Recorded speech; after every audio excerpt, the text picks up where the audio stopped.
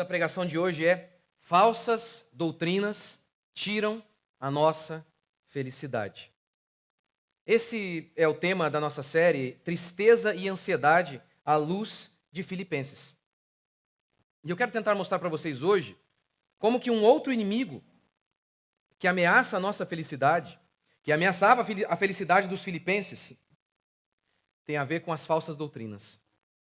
E a pior de todas elas, que declara que você pode se aproximar de Deus para ser salvo ou receber qualquer coisa baseado em seus méritos, baseado em quem você é. Essa é a grande diferença da fé cristã para todas as outras religiões.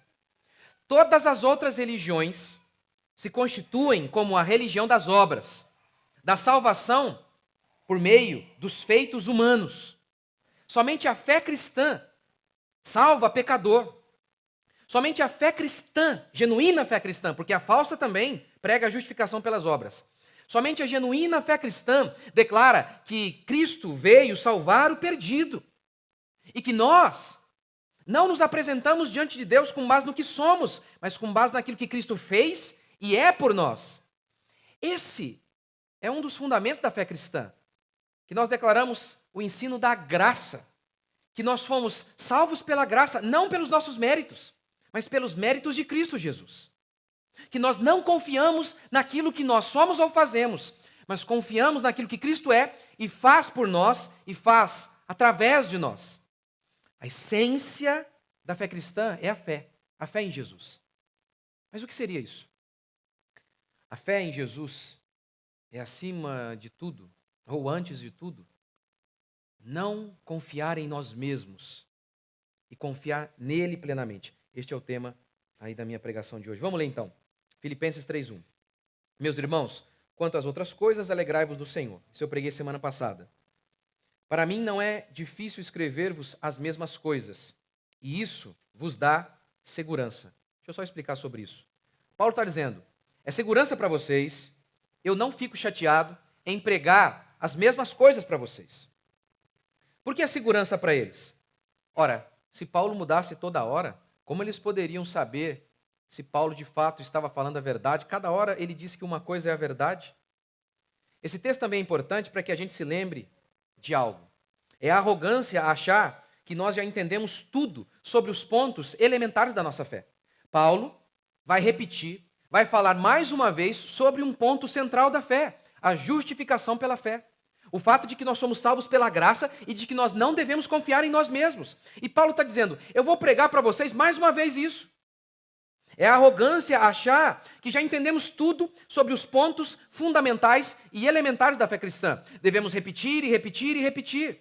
Repetir, por exemplo, que a Bíblia é a palavra de Deus inerrante. Devemos repetir que a salvação é pela fé. E por aí vai. Devemos repetir e repetir e repetir.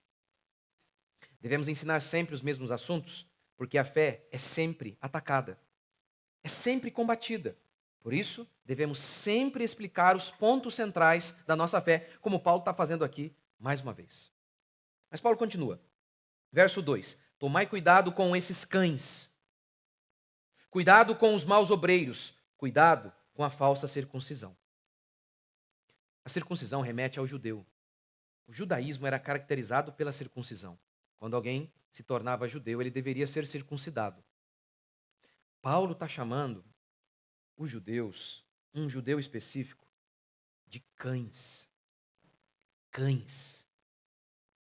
Por que Paulo está tão irado assim? O que eles ensinam que é tão grave a ponto de Paulo usar essa classificação para definir esses homens? Paulo poderia usar tantos outros adjetivos para se referir àqueles homens, mas ele usa um extremamente pesado. Portanto, prestem atenção no que ele vai falar. É sério, é grave. O que eles ensinam é perigoso. Verso 3. Porque nós é que somos a circuncisão, ou seja, nós é que somos a religião verdadeira. É isso que ele quer dizer. Nós é que somos os verdadeiros judeus. Nós, os que servimos a Deus em espírito e nos orgulhamos em Cristo Jesus e não confiamos na carne, ou seja, em nós mesmos. Se bem que eu poderia até mesmo confiar na carne. Se alguém pensa que pode confiar na carne, notou aqui? 3 vezes ele falou confiar na carne. Ele está dando a dica do que ele está falando. Preste atenção nisso. 3 vezes ele repete isso. 3 vezes. Esse é o tema. Não confie na carne. A carne não se refere ao seu corpo. A carne dá sempre a ideia do nosso eu caído. Essa é a ideia de carne aqui nesse contexto que Paulo está falando. Não confie em si mesmo. Não confie no seu velho Adão. Não deposite a sua esperança em você. Essa é a ideia de Paulo. Verso 4 de novo. Se bem que eu poderia até mesmo confiar na carne, se alguém pensa que pode confiar na carne, muito mais eu. Circuncidado ao 8º dia, da descendência de Israel, da tribo de Benjamim, hebreu de hebreus, quanto à lei fariseu, que era a seita mais rigorosa entre os judeus. Quanto ao zelo, eu fui super zeloso, persegui a igreja. Quanto à justiça que há na lei, eu era irrepreensível. Ele achava que era, afinal de contas, ninguém nunca foi. Mas o que para mim era lucro, passei a considerar perda por amor de Jesus Cristo. Sim, de fato também considero todas as coisas como perda, comparados com sua superioridade do conhecimento de Cristo Jesus. Com a superioridade do conhecimento de Cristo Jesus, meu Senhor, pelo qual perdi todas essas coisas. Eu as considero como esterco, para que possa ganhar Cristo e ser achado nele, não tendo por minha a justiça que procede da lei, mas sim a que procede da fé em Cristo Jesus, a saber, a justiça que vem de Deus pela fé. Esse é o tema aqui de Paulo agora. A justiça que procede da fé. Não é a justiça que procede de mim mesmo, dos meus feitos, mas a justiça que procede do fato de que eu criei nele e a justiça dele me foi dada. É disso que ele está falando, da justificação pela fé. Verso 10. Para conhecer Cristo e o poder da sua ressurreição e a participação nos seus sofrimentos, e identificando-me com ele na sua morte, para ver se de algum modo consigo chegar à ressurreição dos mortos. Não que eu já tenha alcançado, ou que seja perfeito, mas vou perseguindo, procurando alcançar aquilo para que também fui alcançado por Cristo Jesus. Irmãos, não penso que eu mesmo já o tenha alcançado, mas faço o seguinte, esquecendo-me das coisas que ficaram para trás e avançando para as que estão adiante, prossigo para o alvo, pelo prêmio do chamado celestial de Deus em Cristo Jesus. Por isso, todos os que somos aperfeiçoados tenhamos esse mesmo modo de pensar. E por aí vai. E por aí vai. Havia ali, no contexto de Paulo, pessoas, mais especificamente os judeus, muitos deles se apresentando como cristãos e ensinando coisas que, em essência, subvertiam o evangelho. Nós vemos isso, por exemplo, lá em Atos 15, que eram os judeus que haviam se convertido, mas parece que não tinham entendido o evangelho completamente. Que estavam ainda com a ideia errada sobre o que de fato era o evangelho. E Paulo então diz que aqueles judeus que ensinavam a confiar na carne, que se gloriavam naquilo que faziam, Paulo os chama assim, seus cães, seus cachorros. Eles ensinavam que o homem poderia ser salvo pelos seus feitos. Isso é chamado de justificação pelas obras. É a heresia, como eu disse, de todas as religiões. Todas elas. Todas as religiões. A gente fala em centenas de religiões, há 2 só. O cristianismo e todas as outras. No cristianismo, e só no cristianismo, um pecador é salvo. Em todas as outras, somente os homens bons são salvos. Por isso, eles não salvam ninguém. Porque não existem os bons. Só o cristianismo promete salvar o pecador. Quer um exemplo disso? O ladrão na cruz. O ladrão na cruz é o melhor exemplo disso. O ladrão na cruz foi preso porque ele era um criminoso, da pior espécie.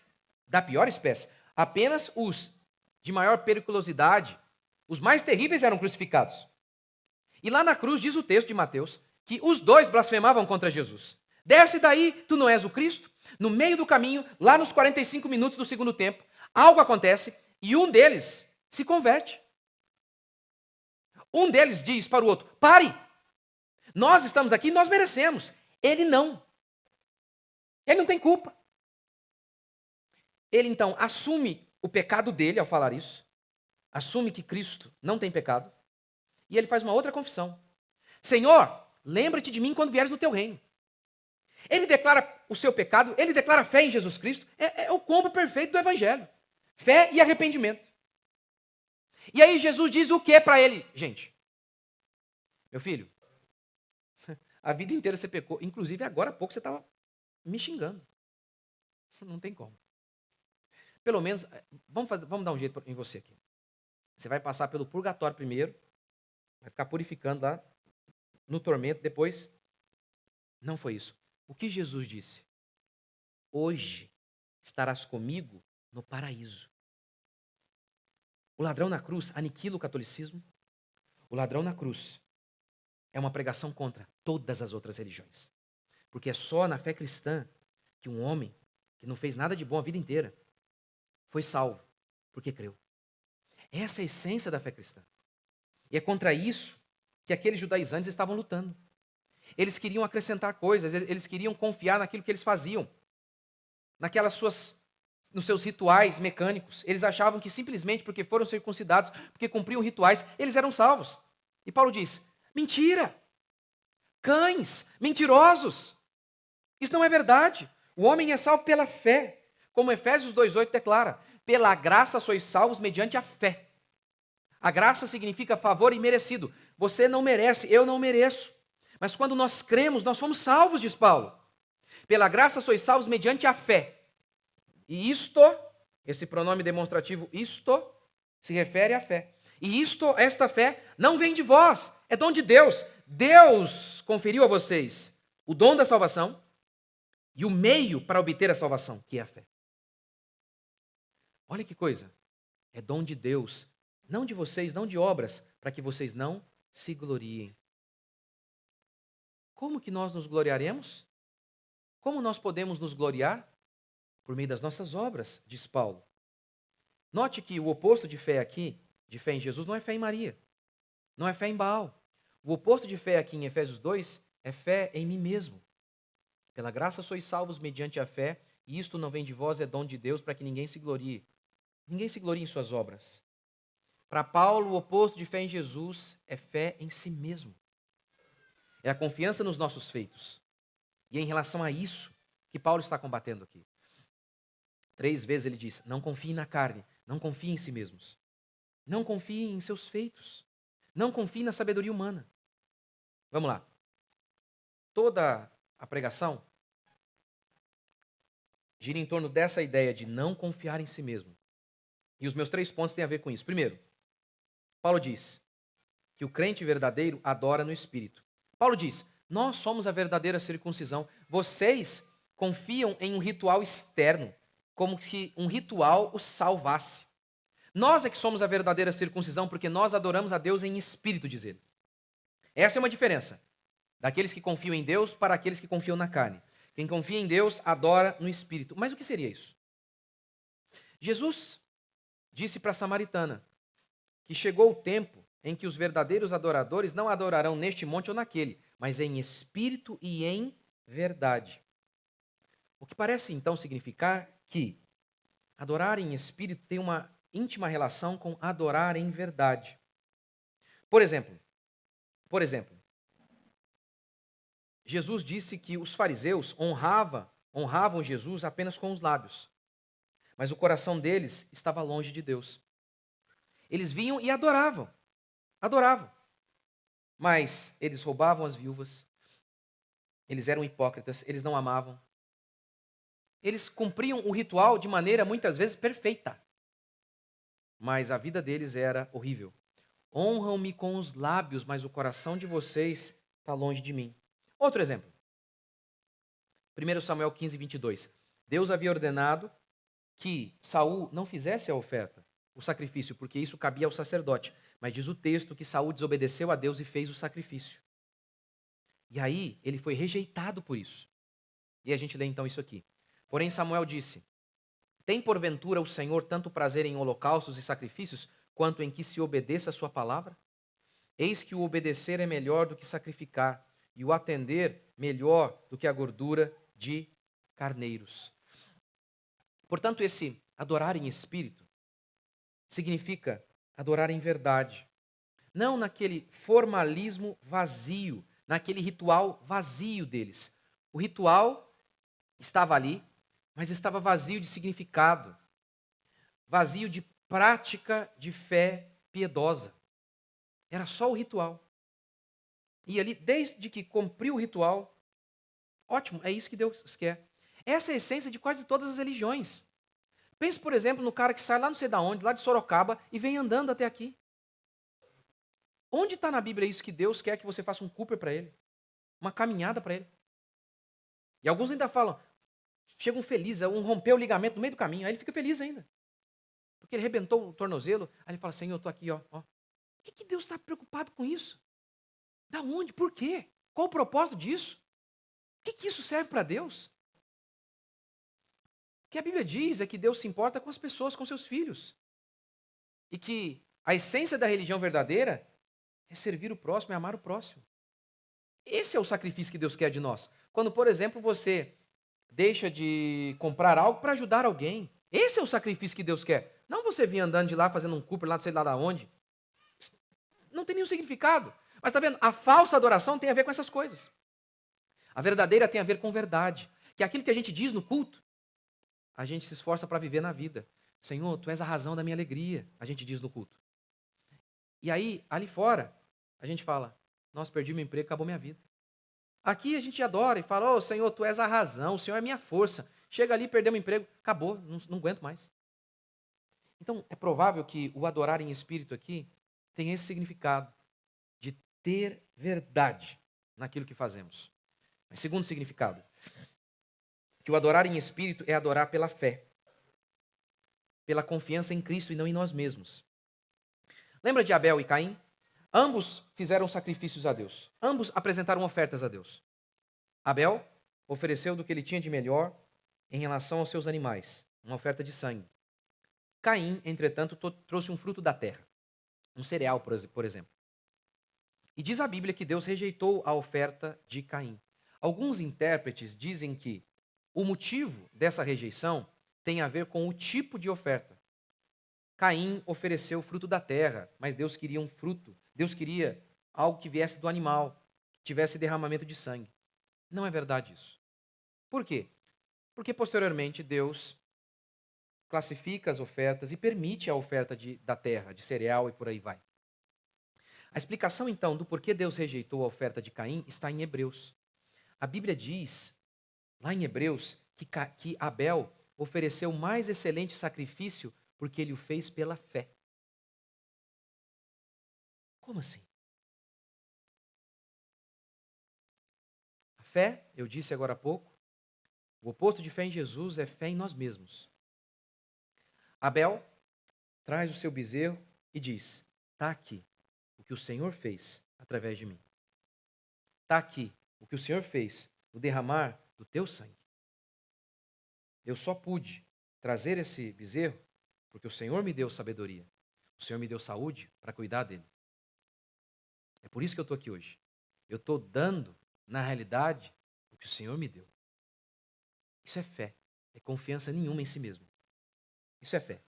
Caim chega e diz, está aqui, do suor do meu rosto. O que eu fiz? Eu sou inteligente. Eu posso. A minha é melhor que a do Abel.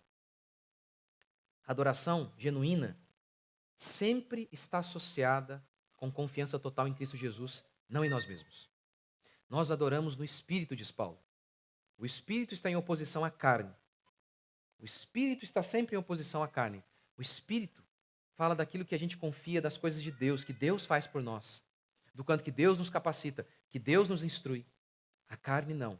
É o homem arrogante, que confia em si mesmo. Que acha que tem o que tem, que faz o que faz, porque ele é inteligente, porque ele trabalhou. Porque ele é espertão. Tipo Nabucodonosor, lembra? Que ele olhou para o seu reino e falou, veja o que eu fiz. Nesse instante, Deus permitiu que ele se tornasse como um animal e ele passou a pastar. Paulo diz, que tens tu que não tenhas recebido? E se o recebestes, por que te vanglorias como se não o tiveras recebido? O que você tem que você não recebeu de Deus? Paulo, Romanos 11:36, porque dele e por ele e para ele são todas as coisas. Porque dele e por ele e para ele são todas as coisas. Ele é o início, ele é o meio, ele é o fim.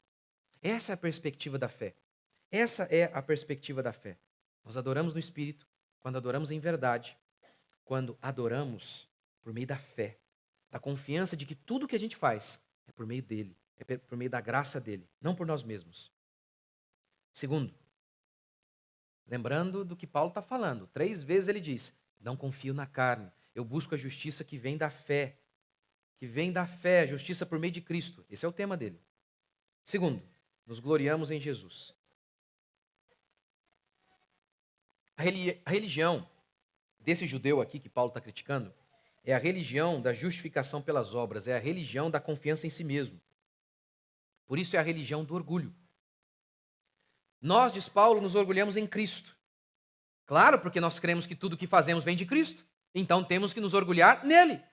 Mas aquele judeu, ele acreditava que ele era a fonte, que ele fazia as coisas, que ele fazia as coisas de bom, as boas coisas que ele realizava era por ele mesmo. Então é óbvio que faz sentido que ele se gloriasse nele mesmo. Lembra daquela parábola do fariseu e do publicano? Em que Jesus mostra um publicano, que era o pior tipo de pecador que existia na época, e o fariseu, que parecia ser o melhor exemplo de religioso. E religioso aqui no bom sentido. De melhor exemplo da religião verdadeira. Ele ia para o templo, ele dava dízimo. E como ele estava na oração? O publicano, diz o texto, que nem mesmo erguia a cabeça. De tão indigno que ele se sentia. Ele batia a mão no peito e dizia, "Sê propício a mim, pecador." Diz o texto que este desceu justificado. Esse é o termo usado.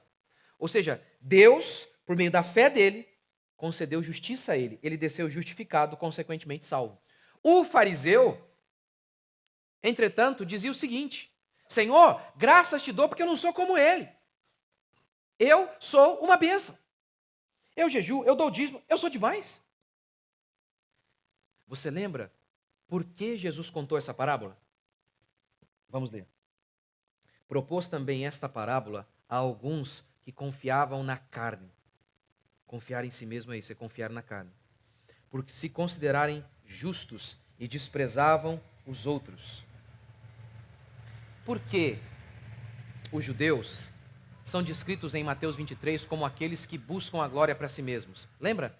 Jesus descreve aqueles fariseus como amantes dos primeiros lugares, como amantes das saudações nas praças. Eles gostavam de andar na praça e todo mundo falar, "Ô, pastor, você é uma bênção." Eles gostavam. Amantes de serem chamados de mestres. Mateus 23, Jesus diz isso. Por que eles amavam tanto isso, serem elogiados, serem glorificados? Porque eles achavam que eles mereciam. Por conta dos feitos deles, eles achavam que mereciam. Por isso eles se gloriavam neles mesmos. Agora, se você crê que tudo o que você faz tem a ver com Cristo Jesus, não faz sentido se gloriar em si. Só faz sentido se gloriar em Cristo. Por que Paulo diz isso? Lembra quando Paulo fala no fim da vida dele? "Fiel é a palavra e digna de toda aceitação, que Cristo Jesus veio ao mundo salvar os pecadores, dos quais eu sou o principal." Não era. Ele diz, "Sou o principal." No fim da vida dele, andando com Jesus durante toda a sua história, após convertido, depois de longos anos, e só crescendo em Jesus, no finalzinho da vida ele diz, "Eu sou o pior dos pecadores." Se Paulo considera que ele é o pior dos pecadores, ou como em outra passagem ele fala, "Fiz o que fiz pela graça de Deus." Não eu, mas a graça de Deus comigo, ele declara. Se ele considera que tudo o que ele fez foi por meio da graça, é óbvio, não faz sentido que ele glorie-se em si mesmo, que ele se glorie nele. Não faz sentido nenhum. Por isso Paulo diz, "Nós nos gloriamos em Jesus porque cremos que ele nos salvou, ele mantém a nossa salvação, ele nos capacita a sermos santos, ele nos dá o pão de cada dia, é ele que faz tudo em nós. Cristo em nós, esperança da glória. Por meio dele fazemos todas as coisas." É por isso que não faz sentido se gloriar. Não faz, como declara o salmista. "Não a nós, Senhor, não a nós, mas ao teu nome dá glória, por amor da tua misericórdia e da tua fidelidade." Sabe quais são as inúmeras implicações dessa crença? De que você não é nada? São várias, são várias, são várias. Uma delas, você se torna mais generoso com os outros. Não apenas financeiramente, mas em todos os aspectos. Conheci várias pessoas assim. O cara era rico, casou com a moça. A moça não era muito rica. E o tempo todo ele a desprezava, dizendo, "Você não tem o que eu tenho. Você não conquistou o que eu conquistei. Você não sei o que lá." Mas é aquele que pensa assim, ó, "É verdade, eu sou muito rico hoje. Puxa, mas foi Deus, Deus me deu tanta graça. Puxa, lembra aquela vez? Se não fosse aquela pessoa me dando aquela dica, eu não sei se eu teria avançado. Aquela dica valeu ouro. Mas foi Deus que fez aquilo. Deus permitiu aquele homem." Eu lembro, um outro amigo em situação parecida, caminhando comigo ali na empresa, ele ficou doente, não conseguiu mais trabalhar. Deus me deu saúde, eu continuei. Um outro colega, fazendo a mesma coisa que eu, caiu em depressão. Deus me deu força, eu estou de pé. Porque é Ele que me sustenta. Com essa perspectiva, Ele não vai ficar olhando para sua esposa e dizendo, você é quebrada, você é pobre, você não é nada. Porque Ele diz, eu sou o que eu sou pela graça de Deus. O dinheiro que eu tenho, eu recebi como graça. Foi Deus que me capacitou a ter. Ele me deu saúde, inteligência e oportunidade para ter. Mas o soberbo, o arrogante, ele pensa que tudo que ele tem e é exclusivamente por conta do mérito dele. É óbvio que essa pessoa tende a desprezar os outros, inclusive o seu cônjuge. Terceiro, não confiamos na carne. 3 vezes ele diz isso. 3 vezes. 3 vezes. Não confiamos em nossas obras. E aí ele começa a dar a lista dele, o currículo dele. Ele era puro sangue. Ele diz assim: se tem alguém neste mundo que poderia confiar nos seus feitos, na sua carne, na sua obra humana, sou eu.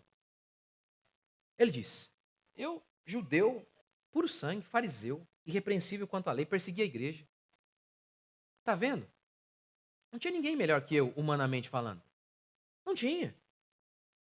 E mesmo assim, ele entendeu que tudo aquilo era esterco. Ele chama todos aqueles feitos humanos dele de esterco. Por que será? Em Romanos 7, Paulo diz assim: eu não teria conhecido o pecado se a lei não me dissesse, não cobice. E ao entender esse mandamento, eu percebi o quão cheio de cobiça eu sou. Por exemplo, quantas vezes Paulo percebeu que ele poderia estar pregando não por bom motivo, mas por cobiça. Por um desejo errado de, por exemplo, ser adorado pelos homens. Fazer algo bom, mas motivado por cobiça, por maldade. Como ele fala em 1 Coríntios 13, que é possível dar todos os bens aos pobres e não ter amor. Como assim? É possível entregar o próprio corpo para ser queimado e não ter amor. Como assim? Porque é motivado por cobiça, pelo desejo de ter uma plaquinha com o nome, pelo desejo da glória humana, como Aquiles, que queria ser famoso, o Aquiles da Ilíada de Homero, que estava disposto a morrer, mas não estava disposto a deixar morrer o seu ego, queria o nome dele nos anais da história. Paulo entendeu isso, e com base nisso ele repete o que Jeremias falou, que as nossas justiças são como os trapos da imundícia, tudo o que fazemos é imperfeito. Até o nosso amor pelos nossos filhos não é perfeito. Eu sei que as pessoas dizem por aí, amor de mãe, não sei o que lá. Até o amor da mãe não é perfeito. Não é. Não é perfeito como o de Jesus, que é sem nenhum interesse. Nenhum. Nenhum. Quantas vezes nós estamos chateadíssimos, justamente, principalmente os pais mais dedicados. Esses são os que mais ficam chateados com os filhos. Porque eles dizem, meu Deus, olha o que eu fiz, parei você. Aí, meu filho, você não sabe o tamanho do trabalho que deu. Olha aí, rapaz. Olha o tanto que eu me mato por você, e você faz isso. É assim, não é?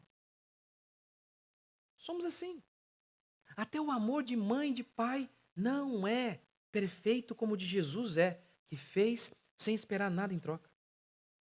É isso que Paulo quer dizer com esterco. Tudo aquilo que eu dizia que era irrepreensível, de fato não era. Não era irrepreensível nada, não. Era repreensível, sim. Era manchado pelo pecado. Por isso, como que eu poderia chegar diante de Deus e falar, tá aqui, ó. Tudo que eu fiz tinha motivação errada?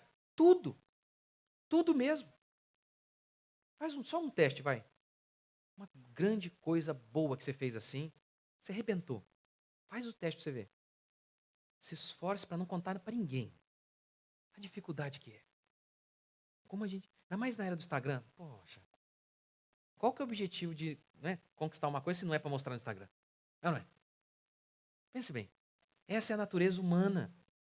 Essa é a natureza humana. Jesus diz: faz o bem com uma mão, que a sua outra mão seja cega. Ou seja, não espere receber nada em troca. É o oposto do que a gente é. Aí Paulo diz: tudo que eu fiz é esterco, é manchado pelo pecado. Portanto, Paulo está dizendo o seguinte: se ele, com todo aquele currículo, não poderia ser salvo pelos seus feitos, porque os seus feitos são malignos, imagine nós. Imagine nós. Eu lembro que um dia eu falava isso com uma escritora, só que ela não era cristã. E ela não entendia isso. Não, mas que isso, a gente ser tão mal assim? A gente ama o próximo e tal. Eu falei, é mesmo? Eu falei, tá bom. Então, já que você está preocupado com o próximo, vamos imaginar que eu fosse Deus. E eu desse para você o seguinte dom, de criar o melhor livro de todos os tempos. O livro que vai resolver o problema de toda a humanidade. E ela falou, maravilhoso. Só que tem uma condição. Tem uma condição. Você não vai poder contar, esse livro vai ser um sucesso. O autor dele vai ser idolatrado por todos os tempos. Mas, como você ama o próximo, você não está preocupado com isso, você está preocupada apenas em fazer o bem. A condição é, ninguém vai saber que você fez esse livro. Nem a sua mãe, nem seu filho, nem ninguém. Mas como você não está preocupado com isso, é óbvio que você ia aceitar o trato. É mais ou menos aquela mesma história lá do, lembra? Ó, você pode pedir o que você quiser, mas o seu vizinho vai ter o dobro. Aí o cara pediu o quê? Fure um dos meus olhos. Fure um dos meus olhos, porque aí ele vai ter os 2 olhos vazados. Esse é o homem. E é esse homem descrito aqui pelo apóstolo Paulo. Paulo era puro sangue, era o melhor que a gente tinha. E ele diz: depois de tentar obedecer toda a lei, eu me vi quebrando toda ela. É por isso que ele considera tudo que fez como esterco. Se Paulo considerou todos os feitos dele como esterco, como algo que não poderia ser alegado como digno de ser salvo, e nós, gentios? Paulo, puro sangue, desde cedo na fé judaica, a fé verdadeira, não teve obras o bastante para ser salvo. E nós, gentios? Vamos passar a nossa capivara aqui agora. Nós, nascidos todos em pecado, na idolatria, chamando um homem, uma mulher, um ser humano, de mãe, de nossa medianeira, como se ela fosse onisciente, porque sim, porque se ela consegue te ouvir aqui, Maria consegue te ouvir aqui, consegue ouvir o cara lá no Japão, ela é onipresente, em primeiro lugar. E onisciente, sabe de todas as coisas. E se, por exemplo, o Real Madrid consagrou, foi lá e entregou para Maria o título. Isso é uma declaração de que ela é onipotente, que ela que deu o título. Ela que deu a vida para os jogadores. Ela que deu inteligência para que eles conseguissem correr. Ela que deu a inteligência para o Vinícius Júnior, fazer aquele gol lá, que ele chutou errado e a bola mascou e foi. Foi a Maria. Ou seja, ao consagrar, eles estão dizendo, ela tem todo o poder. Ela tem o poder de decidir um título mundial. Um título de Champions League. É isso que eles estão dizendo. Foi isso que nós fizemos no passado. Nós não podia ver, a gente não podia ver um gesso que a gente ajoelhava. Não, não é? Nós acreditamos em tantas coisas estúpidas.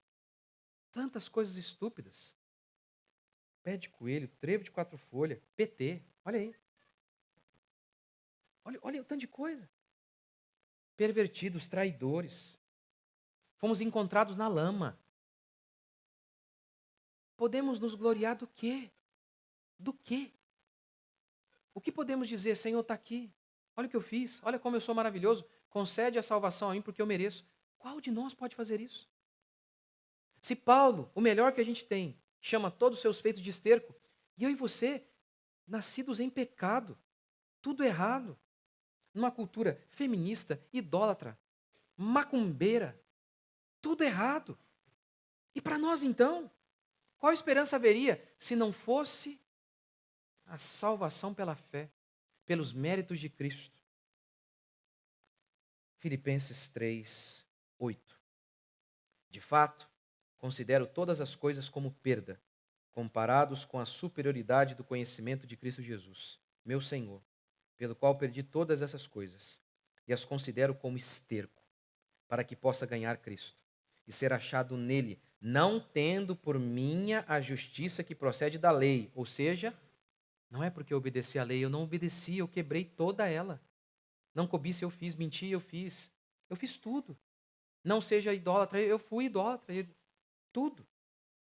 Mas sim a que procede da fé em Cristo, a saber, a justiça que vem de Deus pela fé, para conhecer Cristo e o poder da sua ressurreição e a participação nos seus sofrimentos, identificando-me com ele na sua morte, para ver se de algum modo consigo chegar à ressurreição dos mortos. Não que eu já tenha alcançado ou que seja perfeito, mas vou prosseguindo, procurando alcançar aquilo para que também fui alcançado por Cristo Jesus. Irmãos, não penso que eu mesmo já o tenha alcançado, mas faço o seguinte: esquecendo-me das coisas que ficaram para trás e avançando para que estão diante de mim, prossigo para o alvo, pelo prêmio do chamado celestial de Deus em Cristo Jesus. Essa é a religião de Paulo. Este é o verdadeiro cristianismo. Não confiamos em nós, não confiamos na nossa carne, atribuímos tudo o que temos e somos à bondade e à misericórdia de Deus. Somos o que somos, diz Paulo, pela graça. Estamos de pé, porque Ele é o autor e consumador da nossa fé. Como Paulo diz em Filipenses, Ele é quem gera em nós o querer e o agir. Como diz Paulo em Filipenses 1, estou plenamente certo de que aquele que começou boa obra em vós é fiel para completá-la até o dia de Cristo Jesus. É por isso que temos certeza de que estaremos naquele dia. Por quê? Porque não confiamos em nós, mas confiamos nele, que é o autor, aquele que começou a nossa fé e aquele que vai sustentar a nossa fé até aquele dia. Vamos ficar de pé?